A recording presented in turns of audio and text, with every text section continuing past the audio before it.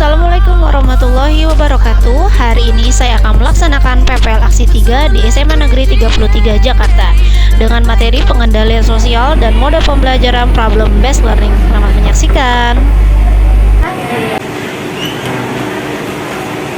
Assalamualaikum. Waalaikumsalam. Apa kabar hari ini? Baik. Sudah istirahat semuanya? Sudah. Hari ini kita lanjut ya. Kita lanjutkan materi kita. Minggu kemarin kita sudah penyimpangan sosial. Minggu ini kita lanjutkan ke materi baru yang masih berkaitan, yaitu materi pengendalian sosial. Oke, sebelum itu silakan Bapak pimpin kita berdoa mulai. Berdoa selesai. Memberi salam. Assalamualaikum warahmatullahi wabarakatuh. Waalaikumsalam warahmatullahi wabarakatuh. Oke deh, hari ini Bu Beni pengen absen dulu ya, untuk mengecek kehadiran kita semua. Yang pertama biasa hadir, hadir ya. Yang tidak hadir di sini siapa? Sari Lestari. Kenapa Sari Lestari? Tidak ada keterangan. Apa ya? Nanti tolong konfirmasi ke wali kelasnya. Tanya kenapa alasannya Sari Lestari tidak hadir pada hari ini. Oke, semuanya sehat? Alhamdulillah sehat ya, sehingga kita bisa melaksanakan pembelajaran sosiologi pada hari ini. Yuk kita mulai aja. Sudah membahas materi mengenai penyimpangan sosial. Ada yang tahu apa itu penyimpangan sosial? Tunjuk tangannya. Apa itu penyimpangan sosial? Perlakuan kegiatan usaha tidak sesuai dengan norma dan nilai masyarakat. Perilaku yang tidak sesuai dengan nilai dan norma. Ketika tindakan kita yang bertentangan dengan peraturannya masyarakat, dengan harapan-harapannya masyarakat, maka kita akan dikatakan sebagai perilaku menyimpang. Nah, sebuah penyimpangan nggak harus kita kendalikan. Gimana caranya biar individu dalam sebuah masyarakat atau kelompok dalam masyarakat tersebut tidak terus-terusan melakukan sebuah penyimpangan. Kita akan melakukan sebuah namanya pengendalian sosial. Oke.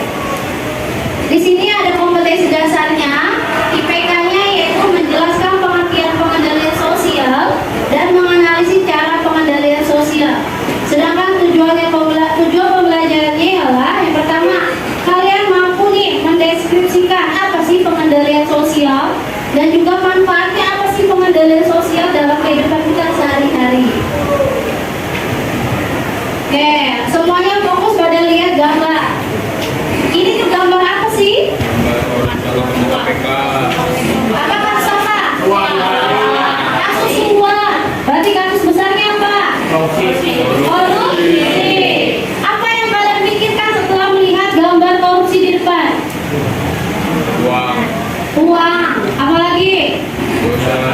Kejahatan. Terus? Kriminalitas. Apa lagi? Apa tuh KPK? Komisi Pemberantasan Korupsi. Ya. Dari sini ada pengendalian dan ada penyimpangannya yang dilakukan dalam satu gambar ini. Kita masuk ke bagian literasi. Bu Beni sudah share sama kalian bahan ajarnya. Silakan kalian baca dulu materinya. Nanti Bu Beni akan tunjuk satu orang untuk memaparkan hasil literasinya. Silakan dibaca materinya di handphone kalian. Hasil dari literasinya. Yang bisa memaparkan seperti biasa, Bu Beni akan kasih skor bintang ya.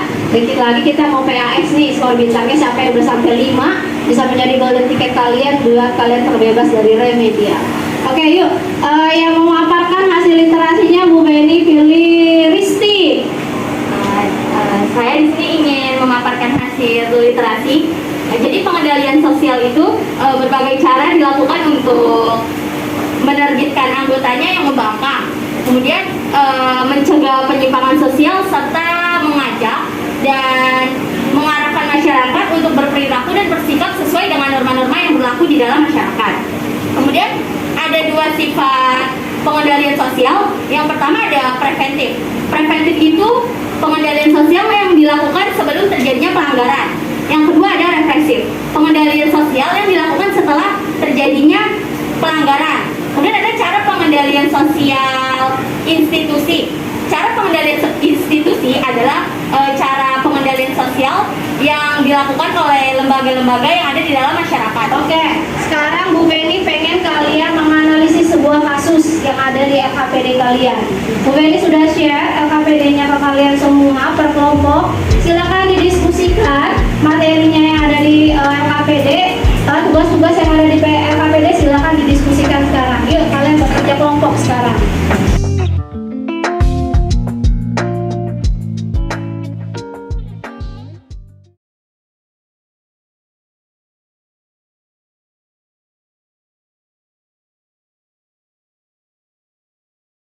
Adalah kelompok 3. Silakan maju kelompok 3.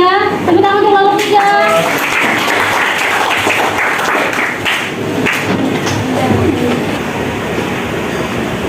Assalamualaikum warahmatullahi wabarakatuh. Waalaikumsalam warahmatullahi wabarakatuh. Pagi ini kami selaku kelompok 4 ingin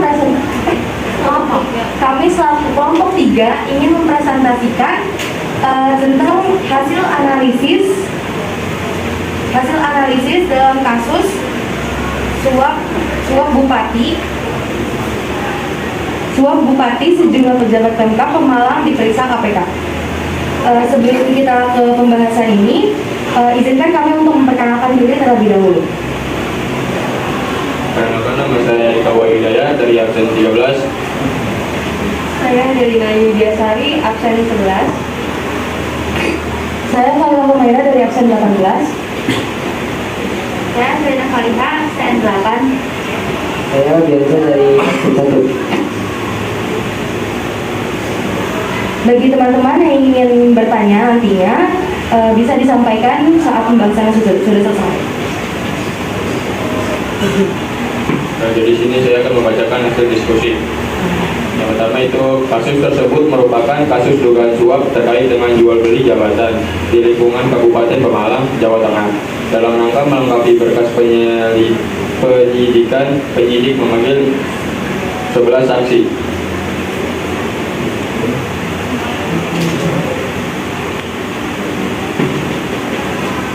Pengendalian sosial adalah berbagai cara yang digunakan untuk menertibkan anggotanya yang membangkang. Sifat pengendalian sosial ada preventif dan represif.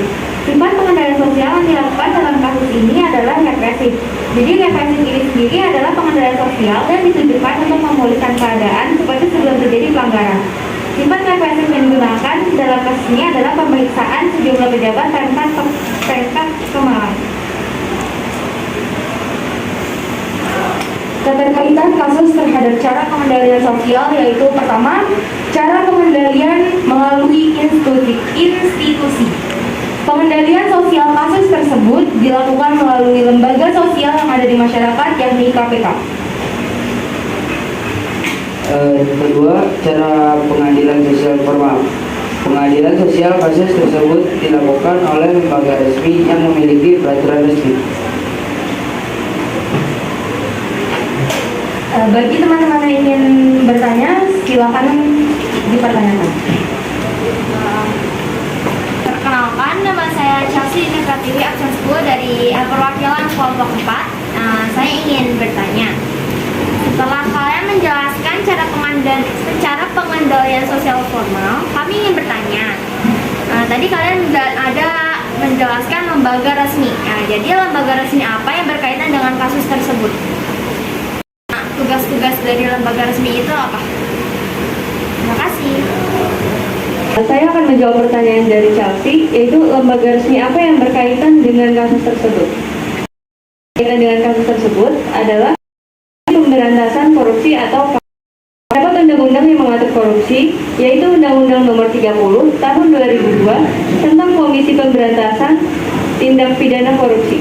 Dengan yang kita ketahui, tugas KPK yaitu bertindak pencegahan sehingga tidak terjadi tindak pidana korupsi, melakukan monitor terhadap penyelenggaraan pemerintah negara, melakukan penyelidikan, penyidikan, dan penuntutan terhadap tindak pidana korupsi dan tugas lainnya.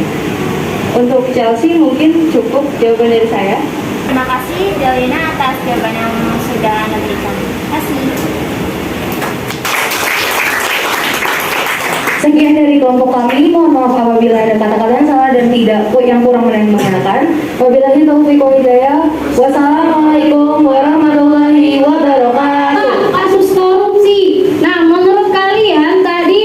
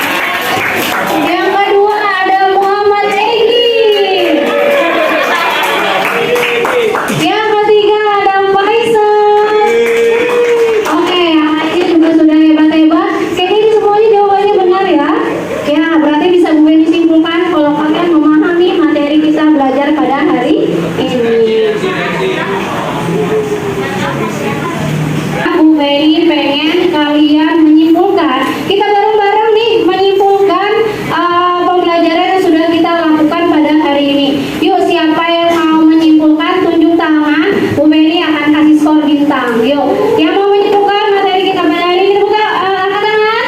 Oke, tepuk tangan untuk Faisal.